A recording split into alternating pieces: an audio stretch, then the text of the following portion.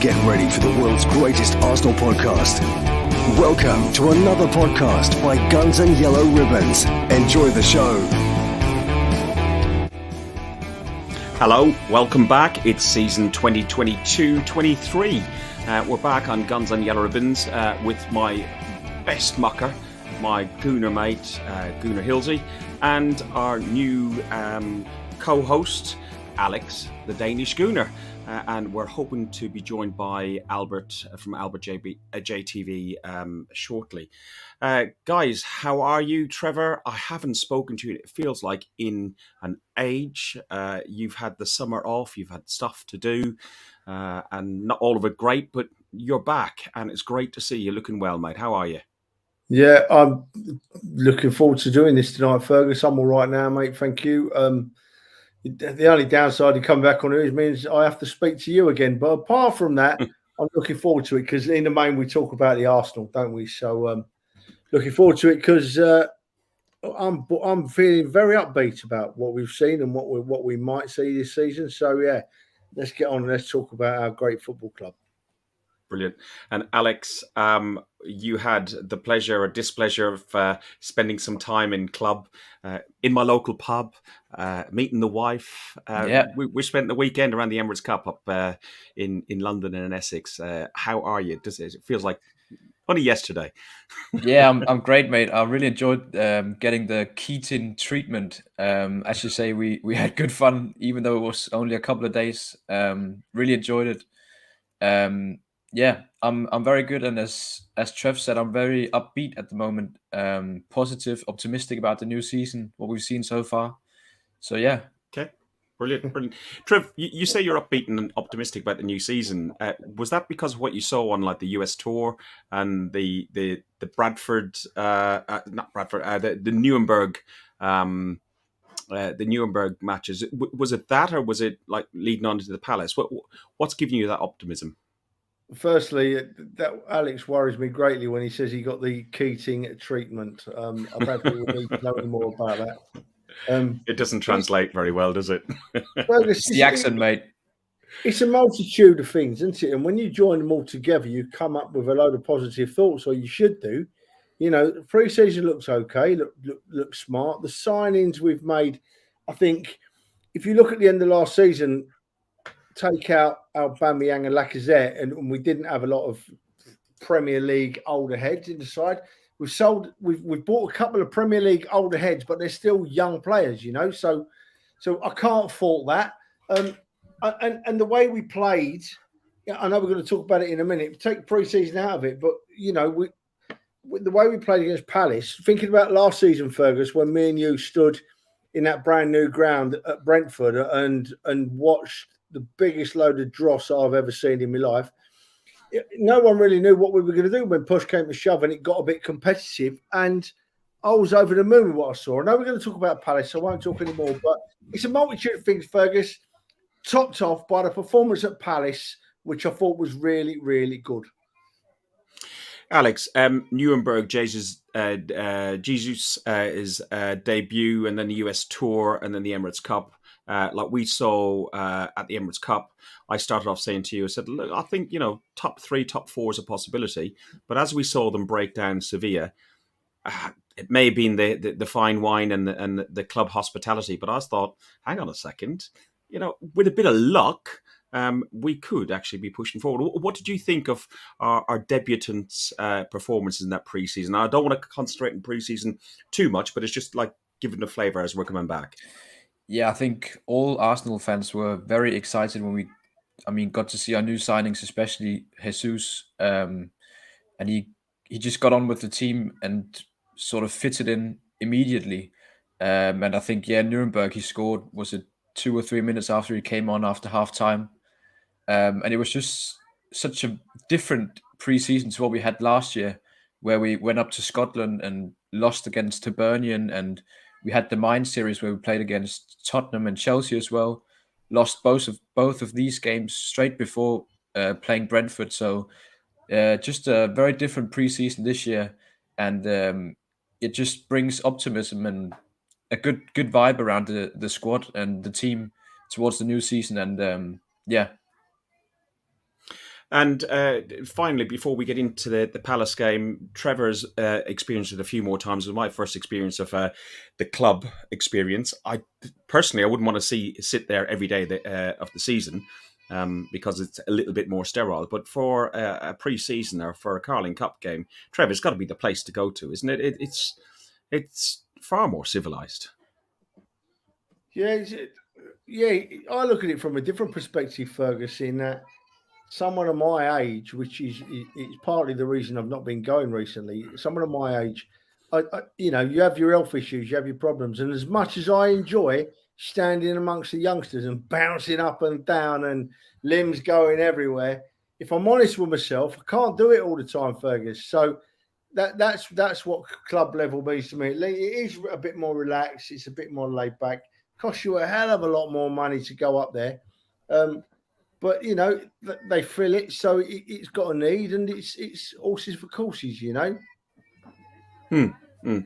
Well, in perfect time, and just before we get into looking at the Palace game, Albert, welcome back. Happy new season. How are you? No, Fergs, thanks for having me on, man. Love coming on here, man. Good to see you and Trez, even though Trez was gone out the building. He's got Nancy to deal with. Sorry, Albert, it wasn't you, man. I was just killing the dog. No, I wasn't actually. If Heath's watching, I wasn't actually. No, he wasn't. No. I felt like killing the dog. No, go on, Fergus. Sorry, mate. Yeah, we just did a quick synopsis of the preseason. Score out of 1 to 10. Your highlights over the preseason, and then we'll move on. Fergus, I saw this. I saw the game, the friendlies in Germany. I didn't see all the preseason games. I saw the one against Everton, and I saw some highlights of the one against Chelsea.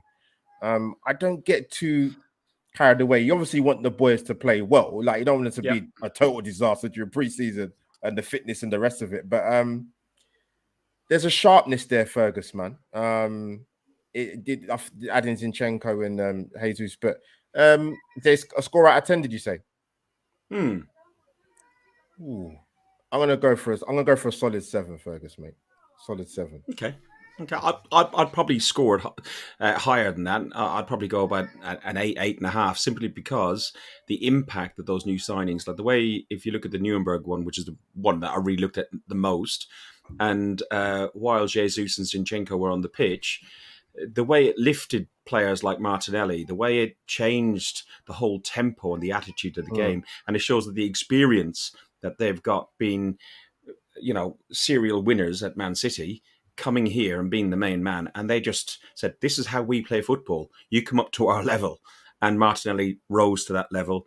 Saka rose to that level, and other players rose to that level. So for me, I think it was an 8. Alex and Trev. Alex, first, give you a score out of 10. Yeah, I think I'm close to being on par with Albert as well, but I think I'll probably give it an 8. They just, as you say, they just look sharp, mate. Zinchenko and Jesus.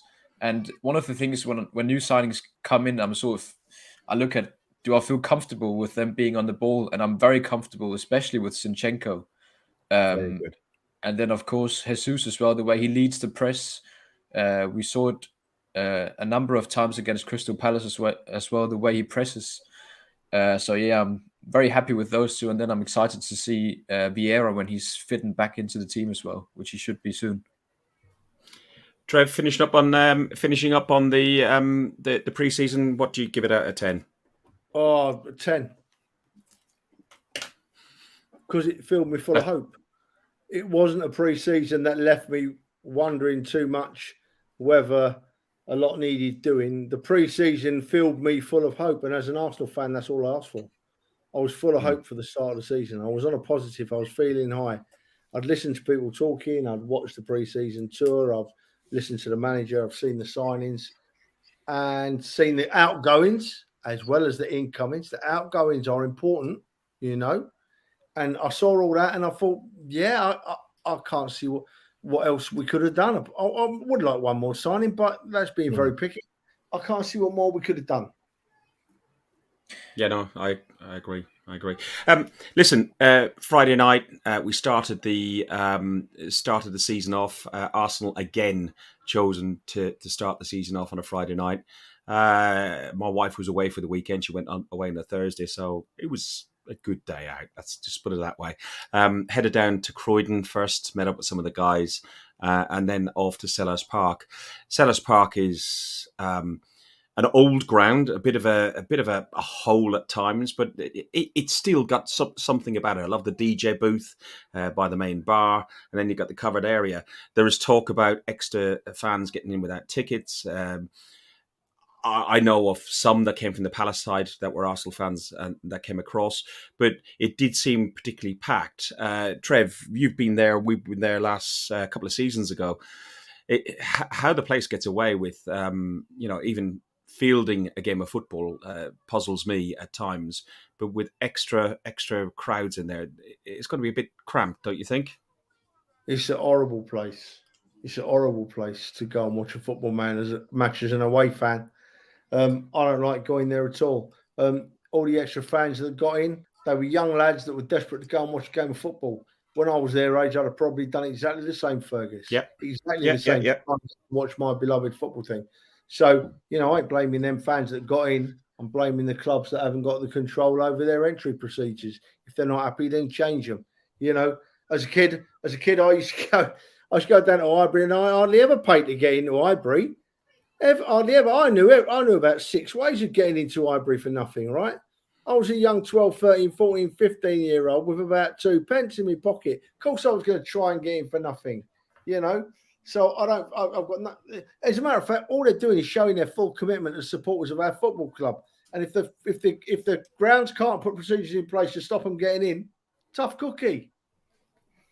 No, I agree. To be honest, the support within, and we've got a few videos that will show the support within Sellers Park from the Arsenal fan base was outstanding.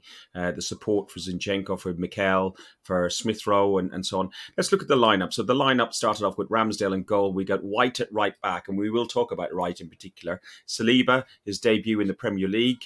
A lot made about William Saliba and how well he's done in the French league. I've held my counsel on him because I've not seen him play. I saw him play in the Emirates Cup and I thought he was controlled and everything else, but I hadn't seen him play and I didn't get up with the hype. Gabby was the other centre-back, and then Zinchenko made his debut for the first team, and then we had Partey and Xhaka in the centre. Partey did come into some grief for other reasons which we won't really go into, but then we had Saka, Odegaard, Martinelli and Jesus up top. Albert, how confident were you when you saw that lineup? Is that the strongest lineup that you think we have? Yeah, come off mute, mate. Thanks for telling me, Fergus, mate. A common mistake, mate. All right. Never catch me doing that. I know who was you, mate. No, so yeah, the same team as it was against Sevilla. I was there, Fergus, and my little nephew, first game at Arsenal, showing an interest even at 5 years old. So it was long day with no train strikes as well, but what can you do? But no, I was pleased with the team, Fergus. In terms of the actual game against Palace, when I sort of looked at the block of 5 games that we had, obviously kicking off with the Palace game, I actually said we'd get a draw against Palace. Now, that wasn't being negative. I'm just going on what I've seen Arsenal do when we go to Crystal Palace, and our record's not fantastic there. So that's what I kind of gave my score prediction. That's the reason why I kind of gave it. But I was very, very pleased, Fergus, with the way we started that first half. The majority of it was sharp. It's incisive. Alex has touched on it in terms of feeling comfortable watching players on the ball, like Zinchenko. I think people have to remember when he was at City, Fergus obviously played at left back, but for the Ukrainian national team, plays in midfield. So he's very cultured and very comfortable on the ball. You saw the link-up play, particularly with him and Martinelli, which was very, very good. One thing of me, Fergus, I love football generally, but I do have a thing for strikers, and I must admit, I was very keen to see Jesus would play, and obviously what I've seen in the pre-season. Sharp was the one word that came into my mind. He does what Aubameyang and Lacazette does. Work rate. He can finish. People can talk about, not being the number one at City, but he can finish. He knows how to put the ball in the back of the net. And you mix that with the fact of his intelligence and bringing other people into the game. And like I said, the energy Fergus. Brilliant to watch. He just didn't get a goal, which was the only thing. But we started that, like I said, it was very sharp in that first half. Particularly Martinelli, what I want to say, Ferg, is one thing I want to see this season from him in particular is what he does in terms of goals returns. That's the key thing for me. We need to share a lot of goals around this team, to be fair. And I think we've actually got the players to do that now with a couple of additions. But for Martinelli to get off the strike in particular, for me, was important. And yeah, I was pleased, mate, with what I saw in the first half, to be honest. Okay. Jumped ahead a little, but yeah, no, I overall, I was good. To be honest, the impact I had first at the very start was probably more the atmosphere. The atmosphere that Palace, they create a very loud noise at the best of time. They had a big tifo that they had off, which they had done, and then they went on to after that raise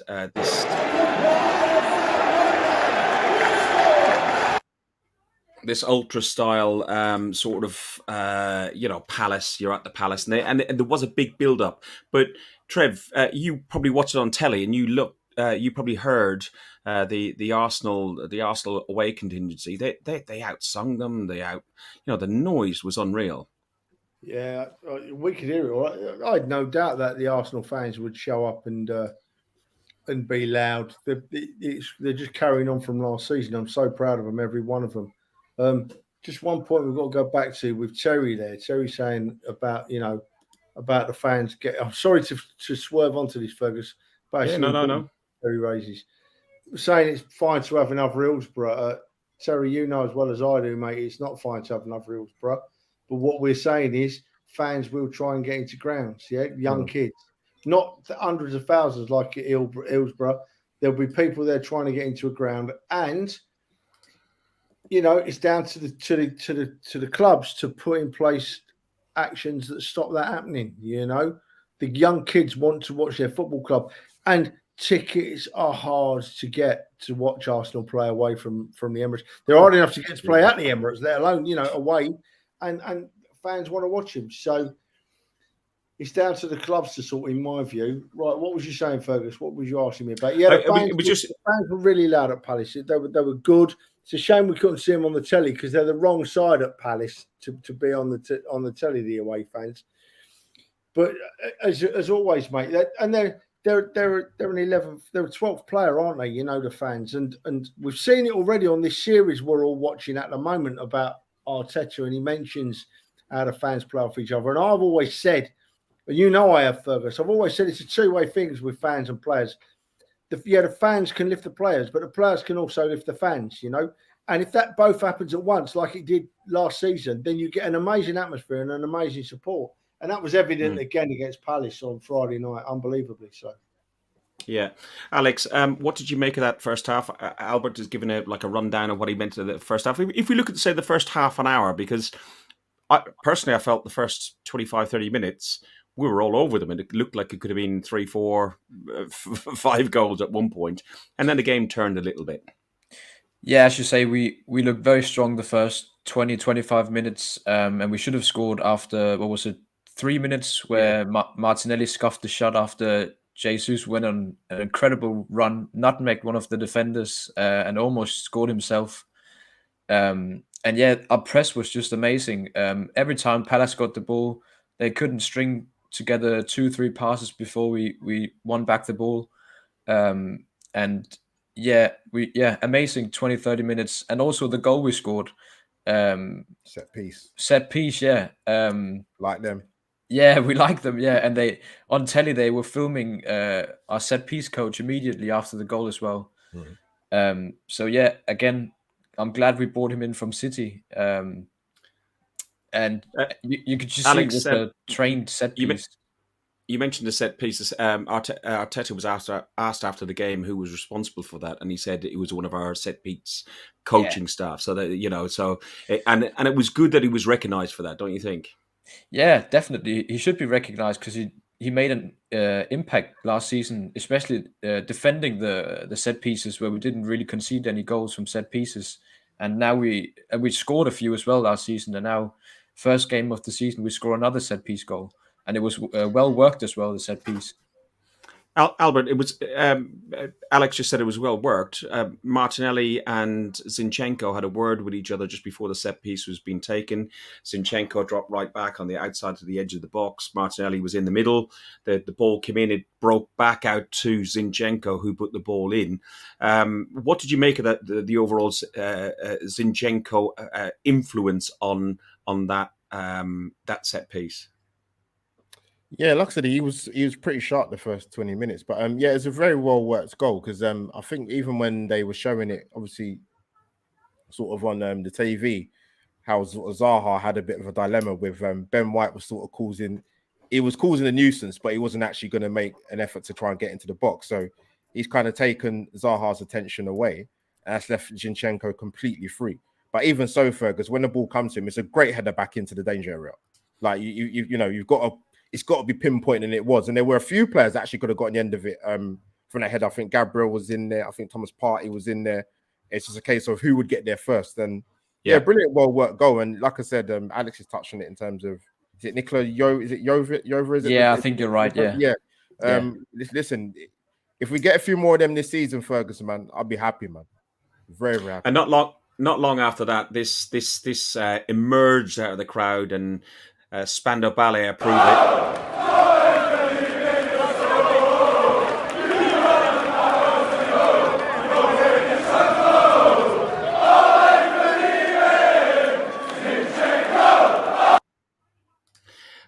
Absolutely brilliant. Outstanding, and that rung around. Before that was Super Mikateta, which we'll play in a few minutes. But Trev, what did you make of like we mentioned Martinelli, and he got that goal, but there was a lot of criticism just a few minutes beforehand, which would have been a total almost Wenger ball sort of goal, which is the ball came out and Jesus and laid off to Martinelli, and Martinelli just went wide of the post, and he came into a lot of stick on Twitter, as we know what cesspit that can be. Yeah, well, do you know what? After the game, one of the pundits on Sky said that it was watching Arsenal for the first 20 minutes to half an hour was like watching either City or Liverpool. They were that dominant, and I thought, wow, because they don't like giving us too much credit. Them pundits on Sky, do they? And it got my attention. I thought, blimey, I thought we played really well the first 20 minutes, half an hour, and that just confirmed it. The set-piece coach has obviously been doing his job last season, this season. How many goals did we not only score, but how many goals did we used to give away from set-pieces? Oh. Do you remember 3 or 4 seasons ago when we were such a tiny side and we gave away so many headed goals from set-pieces because we just weren't physical enough to defend them? And that's another thing Arteta said the other night on the show we're all watching. The physicality, skill, height, what's the word? Being able to get around the field. There's levels, You can't be all small and you can't be all tall. You've got to find a level. And he's done that. We've got Gabriel, Saliba, White, all huge, great lads at the back, So, yeah, I'm excited about the set piece, coach. I'm excited about everything we're doing at the moment. What was I forgot what I was going to say now. See, this is what happens when you get old, boys, right? Where's your pen, Trev? And then you forget. I'm here, Albert. I'm here. I've got it here, mate. I still forgot.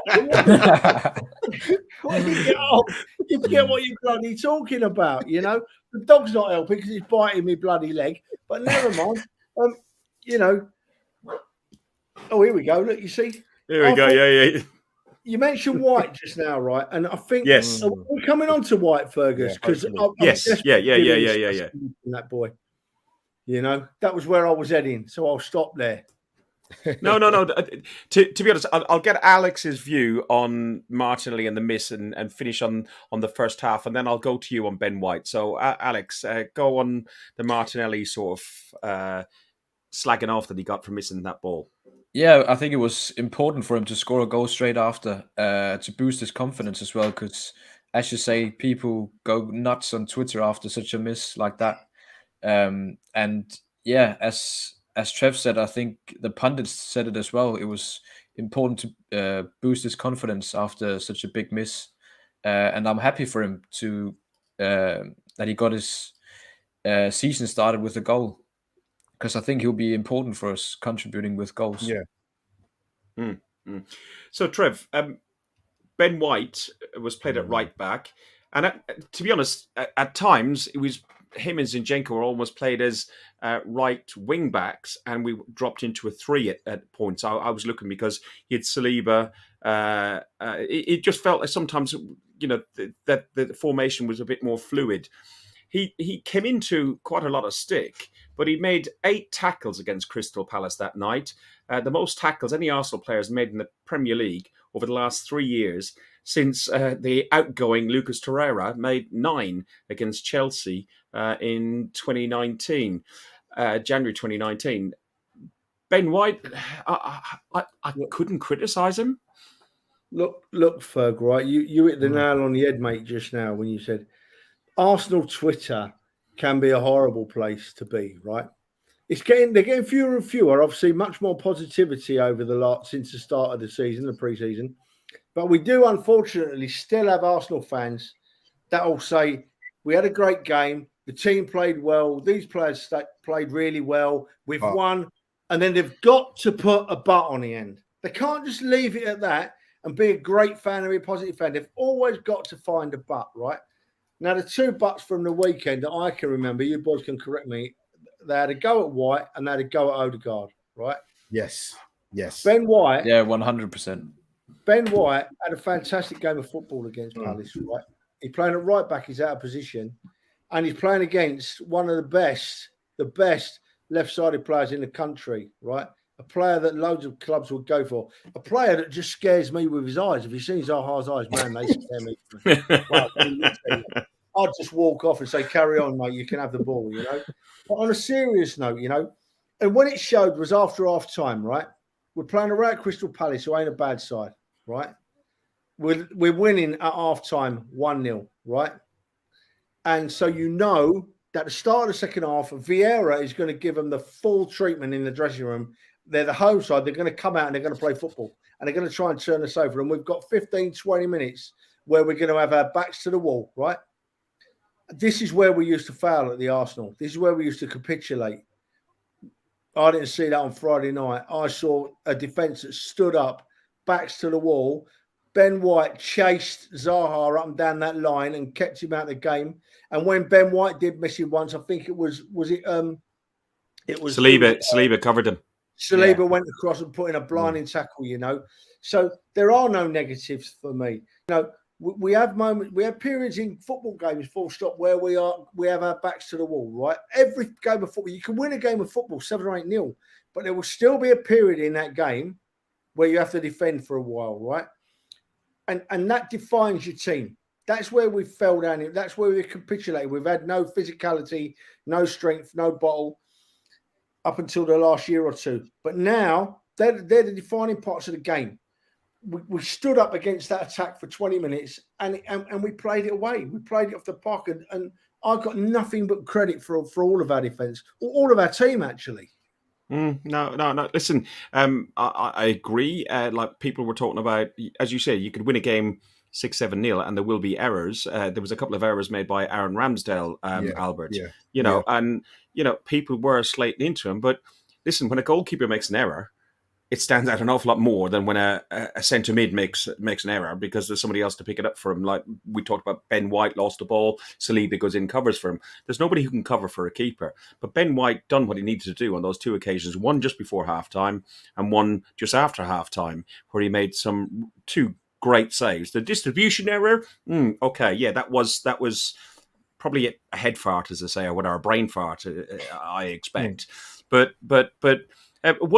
what did you make of like Aaron Ramsey and that on there? What did you make over all of his performance? Aaron Ramsey. Aaron Ramsey. Yeah. Scored a good goal this weekend. Yeah, and who died? First, can I talk about Ben White? But I'll talk. Yeah, yes, please. Yeah, sorry, I lost my train as well. That's all right. That's right. Ramsdale. It was a mixed bag, and it wasn't. But the 2 key moments, he came up good. But yeah, listen, we know he's just. To be fair, when he hit that pass in the first half to Zinchenko, flip it. No, what a pass! But he had one of them games, Fergus, man. Like he had a few of them last season where people are talking about the concentration. Is he kind of getting not too big for his boots? I don't know if that's the right term, but just your concentration for me in it. That's the main thing. But when it gets a bit overexcited. Yeah, that's the one. Yeah. But he needs to calm that down, because the defense are calm. You don't, as a goalkeeper, you've got it set in terms of what you've got in front of you. You know, that there should be a trust in terms of how the defense works and the partnerships that are built up. So with Ramsdale, we had one of them games, but hopefully he doesn't have too many more of them like throughout the season. But yeah, he made 2 big saves. But as for Ben White, Trevor's touching around. I'm glad you brought up Ben White, because this seems to be an ongoing conversation with him. And I have to run and say, Fergus, I'm not being funny, right? The guy has been here a calendar year maybe at Arsenal. Yep. He's not been a defensive problem at this club for a number of years. I know what it partly is the whole Saliba thing and why is he out on loan, but to me you can't use that against Ben White. They're both Arsenal players. Like, what's the problem? I'm glad to see Saliba back at the club, but the Ben White thing I think it's always going to be there, Fergus. Not with sections of Arsenal fans. I make it the keyword sections, where just get over yourself. He played well against one of the most dangerous sort of left-sided players in the league, and yet you still find fault to moan. Why are you moaning? We kept a clean sheet, and he was part of that with the rest of the defensive unit. I get why people do it, but they're both our players. It's not either or. Support them. Like I said, Ben White is new. He's not part of the establishment as such as many terrible defenders you've had before in the past. Like, give the guy a break. The whole team is new, Albert. Really. Really. Yeah, exactly. Yeah. Give the guy a break. He didn't ask to be signed for £50 million. Is he £50 million player? No. Is Harry Maguire an £8 million player? No. You pay over the odds. But my point is, Fergus, just to finish up, they're both our players. Get behind them. Stop the either-or narratives. Saliba, Ben White. Enjoy both of them, because you know what? They'll give us more pleasure and clean sheets than we probably would have had for any Arsenal team over the years. So, Arsenal fans, please just relax a little bit. Well said, mate. Listen, this well said. This is the team like that we lost 3-0 to last season. We've gone there 1-0. They're a good team. They schooled us. Vieira disciplines them. The grounding was in there from Roy Hodgson, and Vieira has just like cooked that a little bit more and just added a little tweak here and there. Did you have Joachim Andersen, is that you mentioned in your notes here? Yeah, the Danish guy. I think he was definitely one of the best players for Palace. Joachim Andersen, my fellow countryman. I love him, as you might can tell. But yeah, I think he did very well switching the play from the right of the defense over to Zaha on the left. And I was actually quite worried about Ben White, because he did pick up a yellow card. I can't remember when it was, but it was pretty early in the game.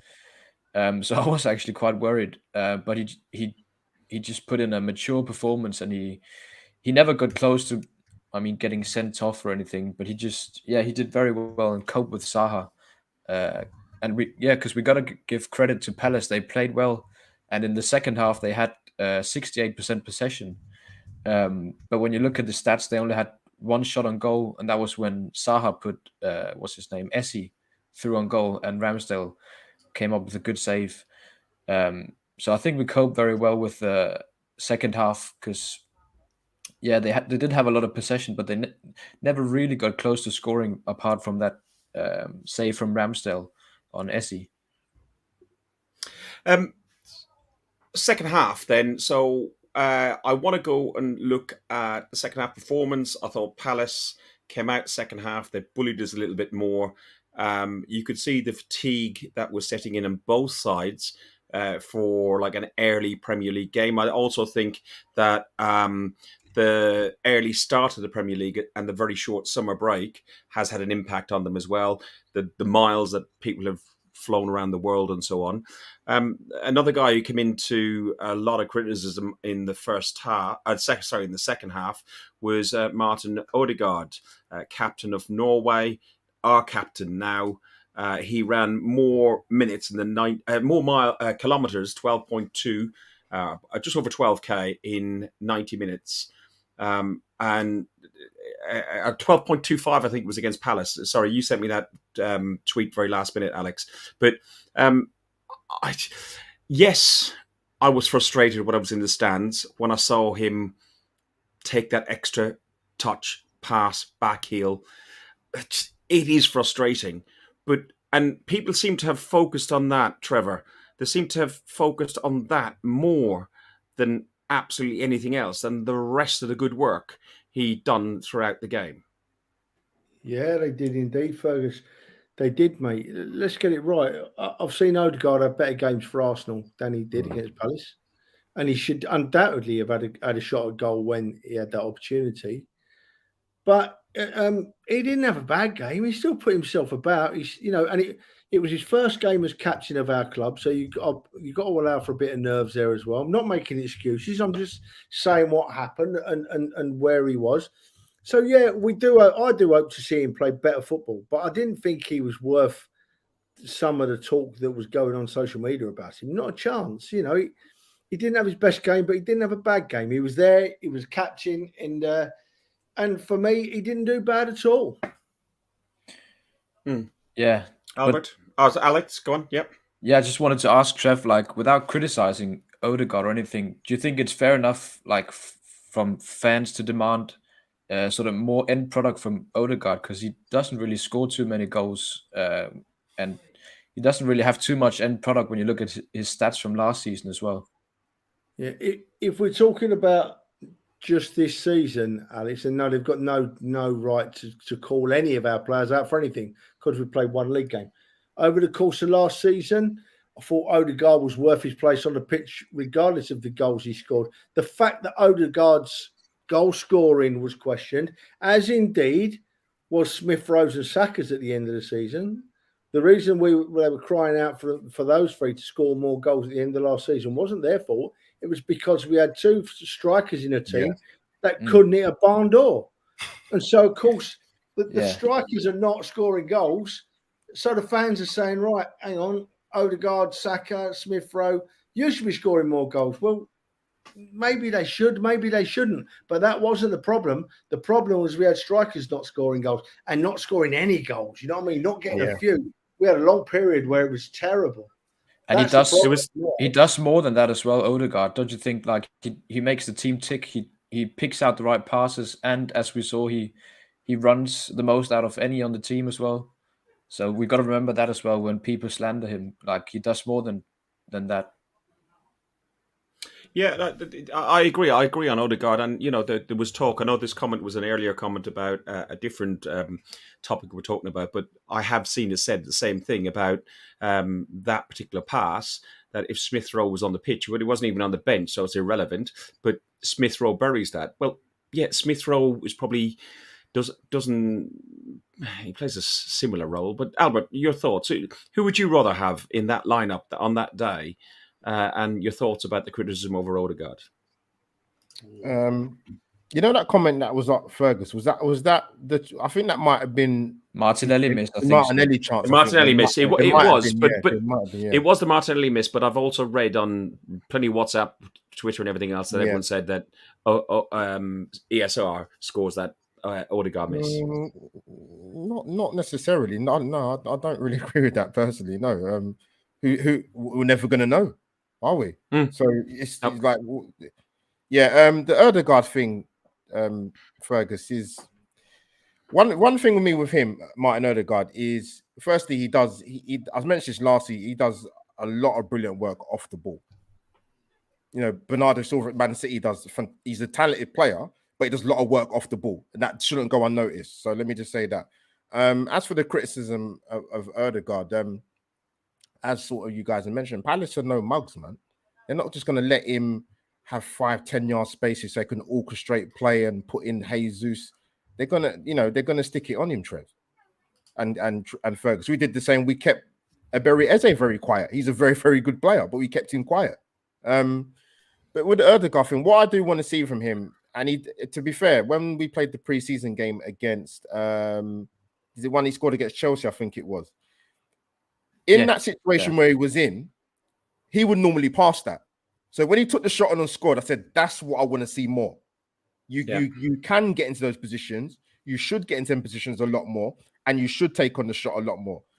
I get the frustrations of Arsenal fans that saw that chance and you felt he should have done better, but there's a difference in being critical with him not doing better in that chance and just completely starting his performance completely. Those are two completely different things.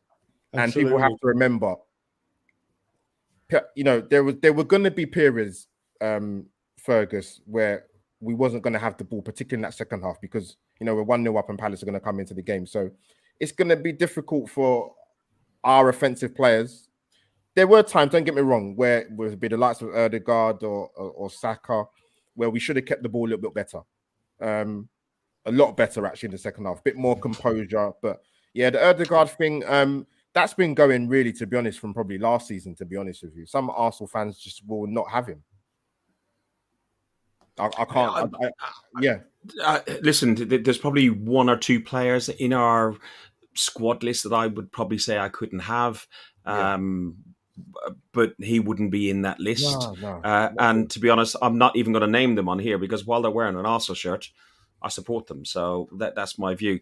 There's a player that let's just finish off on this game first because the substitutions made a huge impact. So Jesus came off and Eddie came on. There was a couple of other substitutions that were made. Zinchenko came off. And Tierney for Tierney. On. Yeah. So it was really good to see Tierney come back on and get 20 minutes. Okay, so two questions. Alex, since you piped up first, I'll come to you first. Tierney or Zinchenko, who's first on the team sheet? And then what were your thoughts of the impact that Eddie has? And do you think he's going from strength to strength, or do you think he's probably at his level now? So firstly, Zinchenko or Tierney, I think it's a difficult one because I'd actually like to see them play both on the field at the same time. So Tierney playing at left back and then Zinchenko playing Xhaka's role. I'd like to see that maybe in the coming games when Tierney's fit to start from the beginning of the game. But I think, like in the moment, I think Zinchenko's done nothing wrong to see him lose his place in the starting 11, and he played brilliantly against Palace. And secondly, about the substitutions, I think I wanted him to do his substitutions a bit earlier than he did because he waited until the 83rd minute before he did his first substitutions, and we were sort of just kicking the ball away, standing very far back and defending. As I said, they had 68% possession in the second half. So I think we needed sort of to do our substitutions maybe a bit earlier. But when they came on, especially Eddie, made a huge impact, and Tierney as well. They were both heavily involved in the second goal. It was a long ball up, which Tierney took down and it built on from there. And then, of course, Eddie passed it out to Saka. And coming from what you were saying, I think he is going from strength to strength. He looked sharp in pre-season, Eddie. And yeah, hopefully he can just keep it going. And hopefully he'll score soon as well. Albert? Same questions? Yeah. It is a very good question. I think what you could say is it's tough for Tierney because it's not just an injury problem at Arsenal. He's had it through his career. Correct. And when he's fit and he's on it, he's brilliant. And defensively, he would get the nod over Zinchenko all day. And I don't say that in a disrespectful way. I just think in the second half against Palace, especially, I don't know what you guys thought. I thought defensively, Zinchenko struggled a little bit in the second half. Where Tierney might not have been the case if it was Tierney. But what I think it does do in sort of the long term is that we moaned about squad depth last season. We now have options in that area, which is very, very important. It's a luxury problem. Yeah. It's clear that Tavares was not going to be the option, and the backup. No offense, but it's a good thing he's gone out on loan for me personally. Just more development of the most basic things. But yeah, Ferg, it's a tough one because you wouldn't take Zinchenko out. He brings a lot of quality to that team. Not just I probably think if Tierney's fit, and there was a good comment on here. I don't know if they would actually. Oh, hang on 1 second. It's about management of his fitness. You know, we've got 38 games in the Premier League. Play him, every other game, home games. Keep him out of the Euros, keep him out of the Cup games until we get to the latter stages. Because other people have said in here, Tierney is a better defender. So that's the thing. And I think So what you could have, if fit and available, you play Tierney, and then you can rotate other players on the pitch, which is Zinchenko. You'll have Xhaka, hopefully Tielemans as well, or maybe Xhaka is going to move on. We don't know. That's the next 3-4 weeks playing out. We don't know what's going to happen there. Trev, your thoughts on those players and Eddie, and talk to me about the Saka goal as well. I think that Tierney and Zinchenko play a lot of games in the same side this year. I think that Zinchenko will probably be needed in midfield at times if Partey gets injured and Xhaka gets the odd red card. The biggest worry for me out of that is that a fully fit Kieran Tierney is a massive asset to our football club. Massive. And he's due a season of fitness. I know it's unlikely because as Albert rightly said, he's carried injuries all his life, all his football career. So, but I'm hoping that we get more football out of him this year, and that opens up a whole new aspect for Zinchenko to be moved up the field or covering midfield. I thought Eddie looked a different player when he come on to anything I've ever seen before. To be honest, I think possibly I was thinking about it the other day actually with Eddie because I've never really rated Eddie Nketiah. You know me, I don't go in heavy on any Arsenal players at all, But I've always thought there was better to come. And I'm wondering if he's got this new contract now from Mikel Arteta and Eddie's thought, actually, the boss does like me. He's giving me a new contract. He didn't have to do that. He could have got rid of me. But he's giving me a new contract and he's upped his game and he looked really sharp. He looks a bit bigger as well, maybe. I thought he looked a bit He does look like he's bulked up, yeah. Definitely he looks a bit bulkier, which I think is what he's needed because he comes up against some big, horrible defenders. And overall, I'm not unhappy about anything that I saw or anything that I'm worried. I'm not worried about anything. I'd love to see an option of a great big lump of a striker, a Giroud maybe, that style, that ilk. That's not going to play all summer. Game, but he's always an option. But yeah, I'm really not worried about what I'm seeing. I'm really not worried about who the players we've got. I'm really not worried about what I'm seeing. Lovely to see. I keep going on about this show we're watching on the telly. Third time I've mentioned it now, but it's really important, because as Arsenal fans, we should watch it and learn a bit, And it'd be interesting to get your thoughts, Ferguson, and you two lads. I'm picking up that in particular, Bukayo Saka absolutely loves Arsenal Football Club.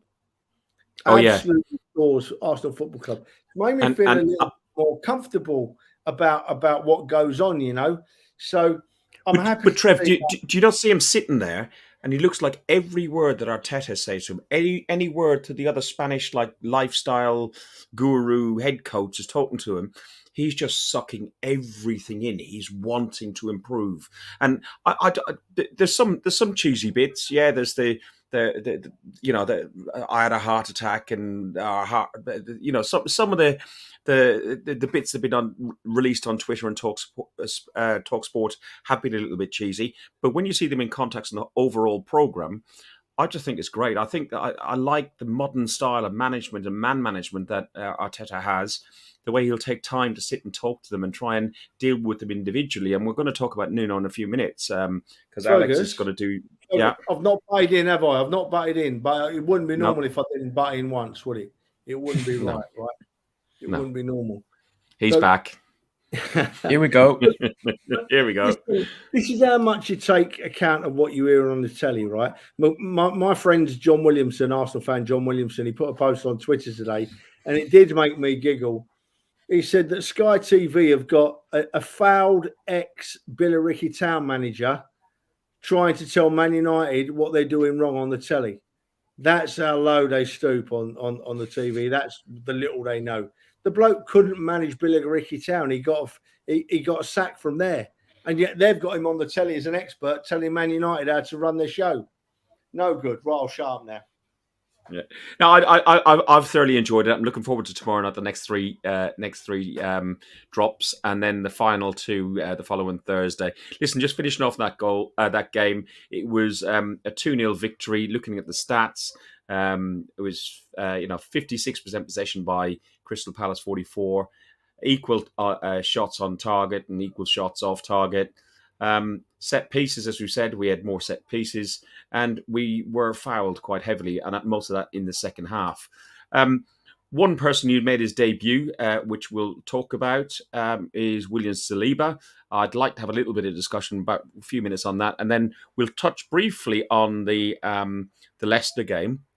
And then Alex is going to pick up a thing on, he's been watching some of the loanees and stuff like that. But before we do that, look, this is what the Arsenal Massive did right throughout this game. First of all, when the game finished, the first man to walk over...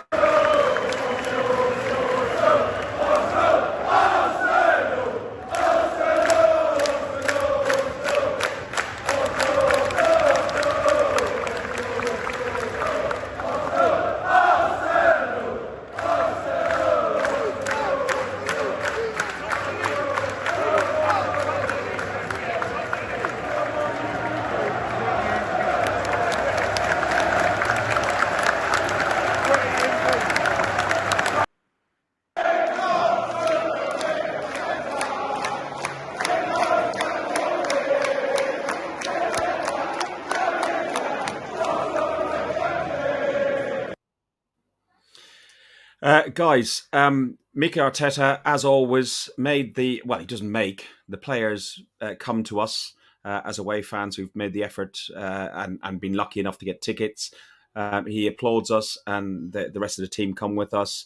There's no showmanship of Klopp sort of, wavy hands around and running up and down like you won the Champions League and you've just beaten Brighton or something like that. And the crowd sang his name throughout.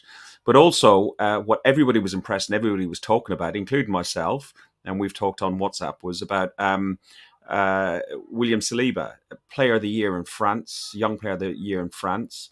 Many people talked very, very highly of him. Whether they had watched all the games in France, I don't know. I didn't, so I didn't have a view or a comment on him. I saw him in pre-season at the Emirates Cup. He fluffed his lines, but yet again, he recovered himself really, really well, really composed. He's very... the word I'm trying to think of is slow, but it's not the right word. He's very measured in how he does everything. Yeah.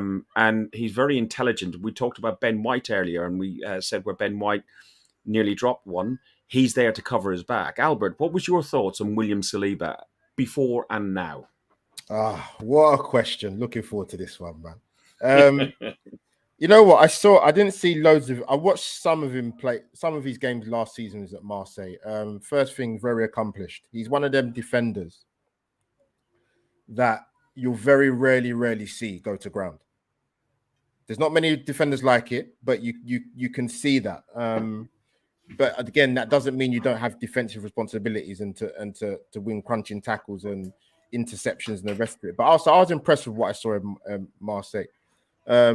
He's one player I was looking forward to see him play this season when we finally got the kind of save, for him to come out and say, you know what, I'm coming back to Arsenal, for this new season. All the speculation was done then. So I see him play, obviously, in some of the preseason games. Again, I was impressed with what I saw. Got to see him in the flesh at the Emirates Cup game in Sevilla.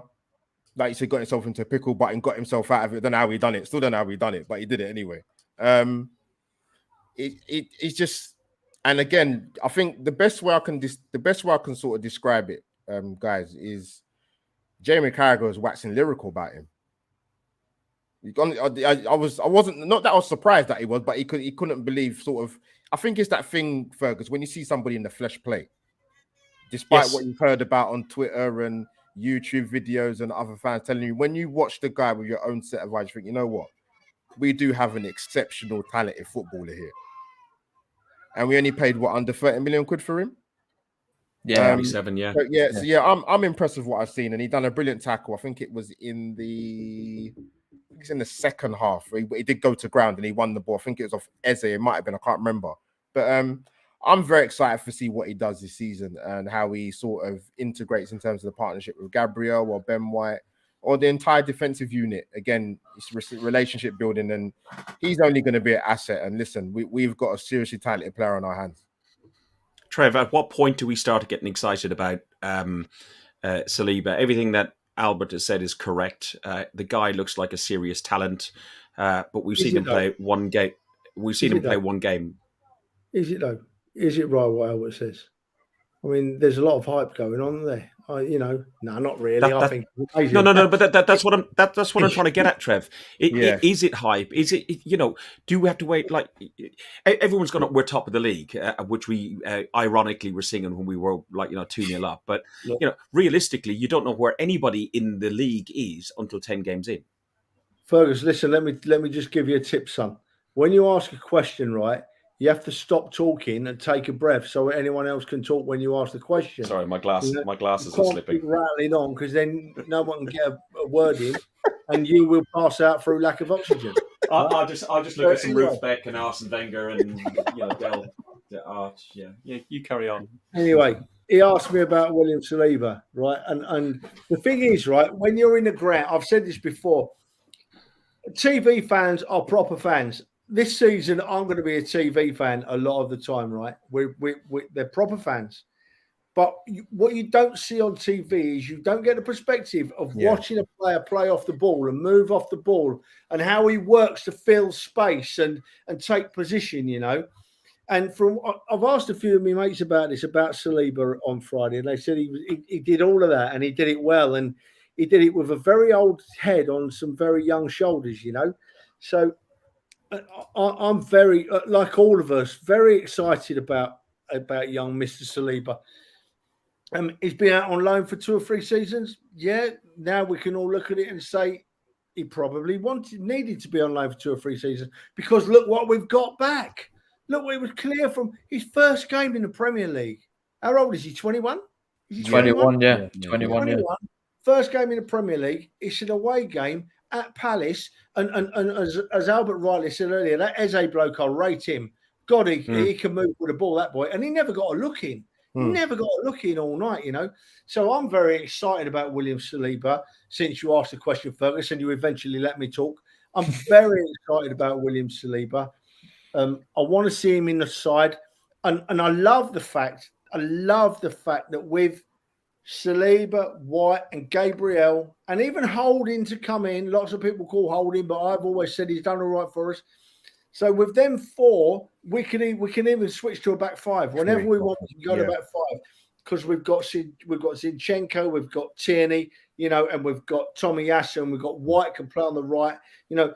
Be excited, Arsenal fans. Be excited. Stop all this giving a butt at the end of something and trying to find a fault. Every team in the league has a fault or 2. Man City, Liverpool, they all have a fault or 2. Tottenham have 11 of faults,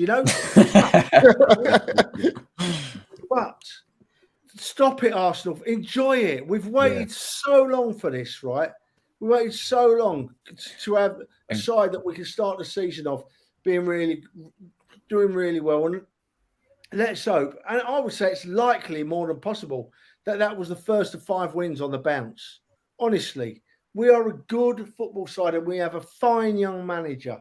I'm buzzing. I'm over the moon. And Saliba just raised me a notch watching him. I'm so excited. Guys, did you hear his interview after the game as well? He sounds like he eats kids for breakfast. His voice is incredible. Alex, besides his voice, his performance. Good point. Performance, and do we offer him an extension?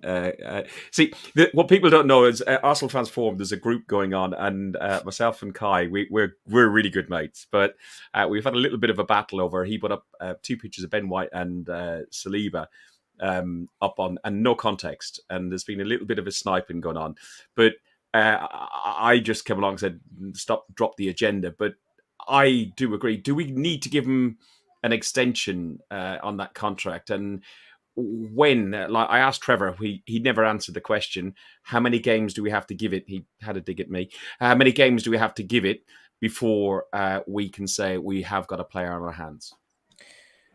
I don't think I have any doubt about saying we've got a very good player on our hands, and I think we should tie him down for a 5-6 year contract as soon as possible, because I think now he's got 2 years left right now. Tough, yeah. So we should definitely give him a couple of more years now, because I think by the end of this season, if he's only got 1 year left, the big teams they're gonna come in and they'll want him next season. So I think we should like tie him down for a long 5-6 year contract. He looks generational. I'm over the moon with him. Alex. Yeah. We are a big team, young man. We are the Arsenal. Other big teams. I'm not saying we're not a big team, but other big teams. Alex, I know English isn't your first language. Other teams. Mate. Other teams, yeah. It was a Scandi it's thing. It's the accent, mate. Yeah. It's worth remembering, though, boys. It's worth remembering while we're on the subject. William Saliba will have bad games this season. Yeah, of course. Yes, Ben White will have bad games this season. Gabriel will have bad games this season. They'll all come up against the type of player that they struggle a bit against. Every player's got a weakness, you know. And if they do have a bad game, that's not a reason to be all over them for the next 2 years on social media. Say they've had a bad game. Let's hope they improve next week. That's me, you know, because it will happen. You know, they're not going to be perfect every week. But by God, we've got a team on our hands, haven't we? We have. We really do. Listen, we got 4 games coming up, including Leicester at 3 o'clock on Saturday. Wow, so early in the league, having at 3 o'clock. Yeah, I'll see you there. I'll see you block 5, mate. Cool, then we got Bournemouth away at 5:30, Fulham at home 5:30, and then Villa. I can't remember what time it is. And even the games there afterwards, right up until October, I think all of them are very, very, very winnable. What are we thinking about this Leicester game? Albert, we've got players who have come back in. We got players to come back into the squad. Tomiyasu's available, and a few other players are available. So we got some depth in that squad. Tierney had some minutes. How are you seeing the lineup change? I think first thing is, will it change?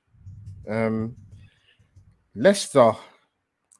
That's an interesting one, Fergus, because I think they're in a bit of a strange situation, man. Like, they're losing players left, right, losing players left, right, and centre. I mean, if Fofana goes, wow. But we'll see about that. Firstly, Fergus, the place is going to be rocking on Saturday, man. It's 3 o'clock kickoff on a Saturday. Hope and optimism going into the season.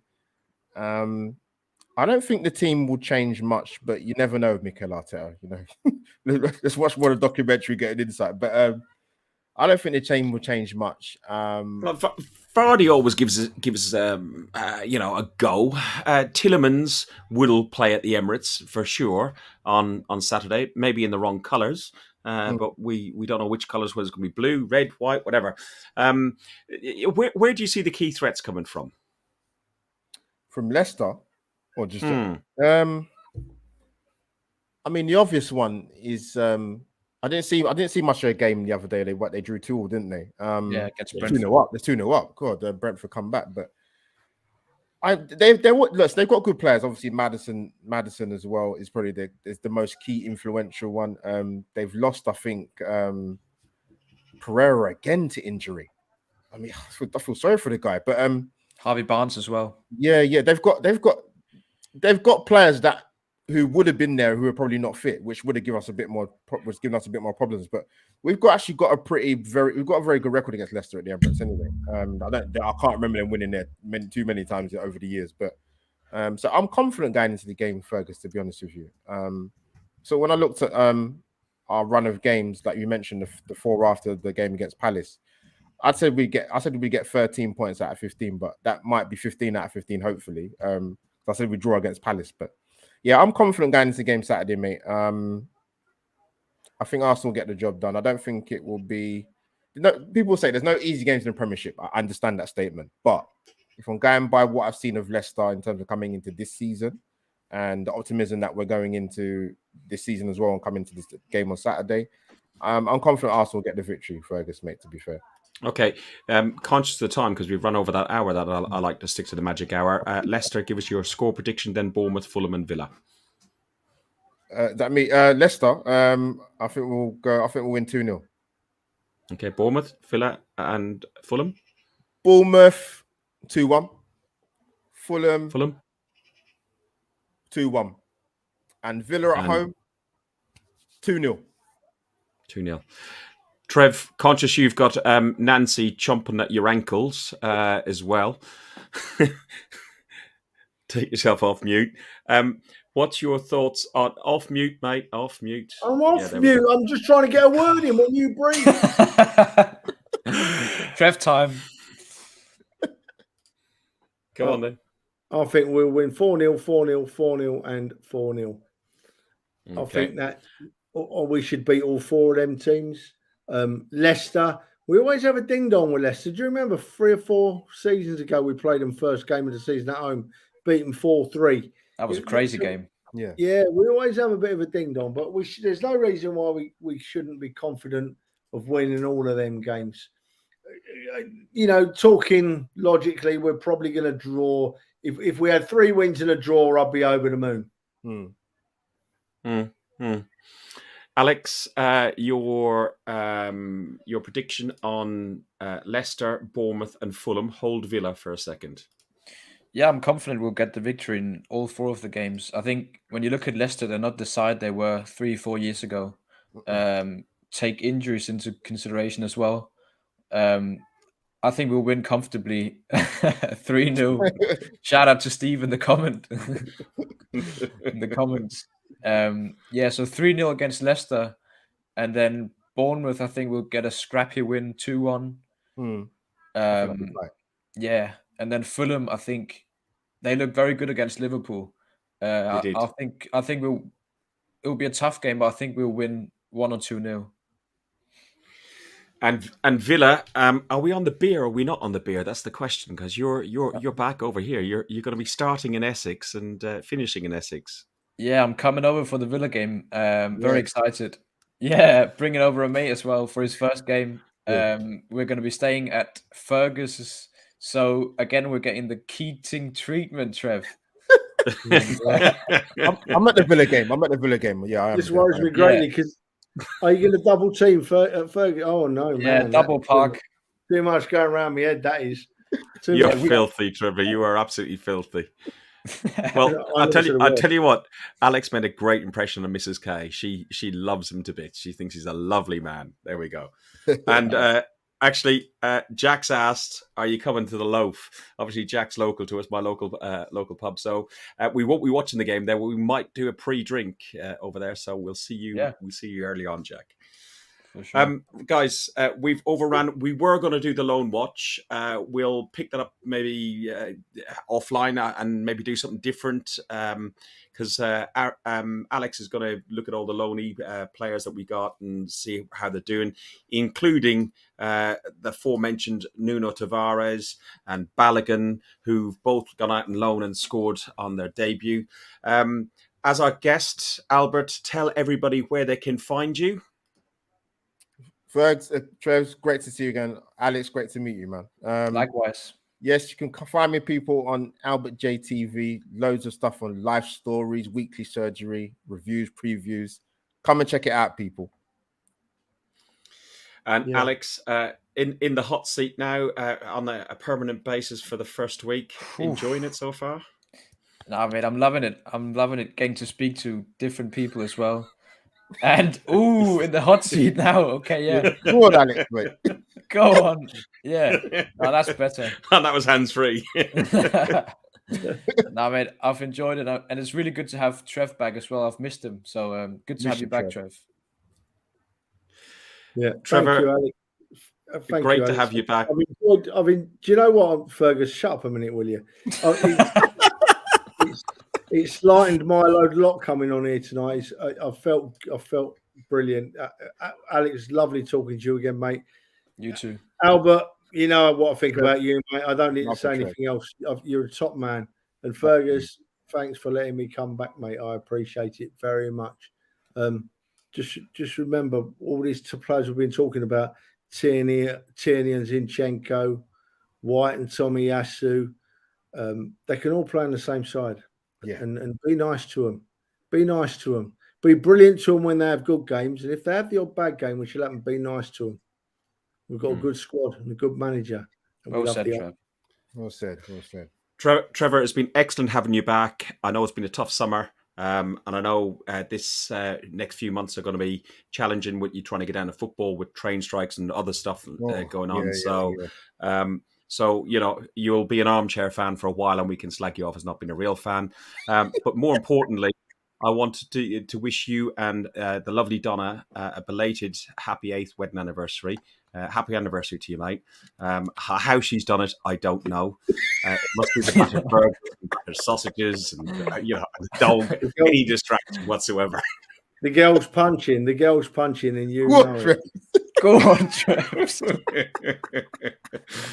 And just before we go, I just want to put this picture up and just say one thing. Thank you for that goal. That's all. Thank you for that goal. Lucas Torreira, you're gone. Well said, Good luck. Fergus. Well said, Fergus. Bloke deserves a statue for that goal and celebration. For that goal alone. Listen, let's get back in the mood. We'll have about 40 seconds of this.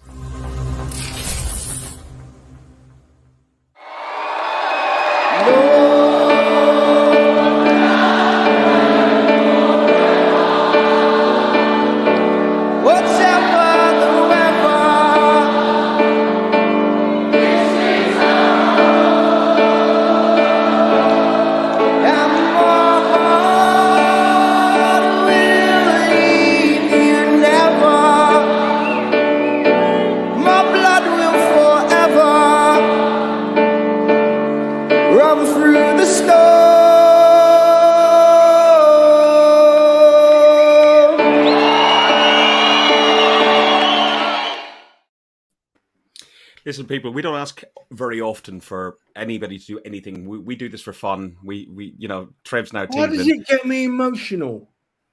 It does me. How does that song get me so emotional? I could bloody cry. It is good, isn't it? It's catching on now. It's catching God, on. I love that. I like it. Yeah. God, I love our football club. Just everything about it. And you can't play that anymore, Ferguson, until I get a tissue, right? It's not guys, listen, we don't ask it often. We do this for fun. We do it for this.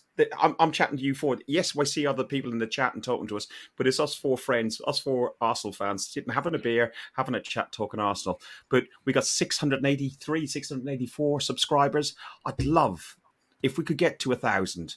You know, that was people make it happen.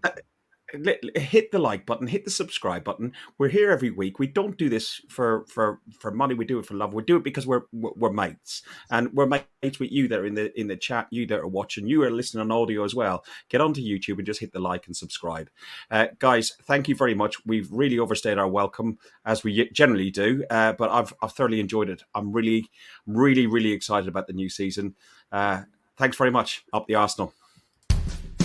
Up the Arsenal. You've been listening to Guns and Yellow Ribbons, an Arsenal podcast by Arsenal fans for Arsenal fans.